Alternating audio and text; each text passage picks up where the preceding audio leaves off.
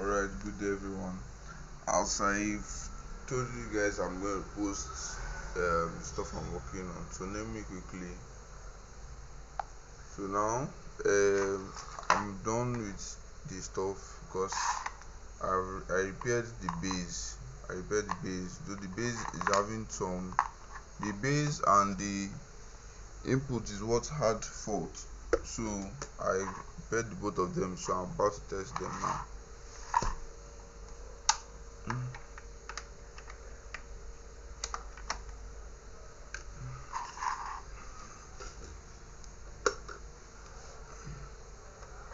There's already water in it.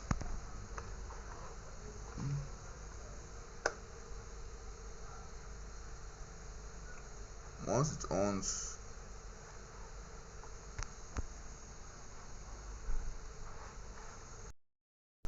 yeah, as I was saying, so it's now time to test it. So I've not switched the system on, so I switch it on.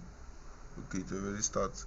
Though this is the stuff as we know, you can off it or you can on it. So I'm done with it now. So it's working perfectly now, and it's good to go. It's a very very old kettle, but so that's just it. Repaired by Tesla Junior.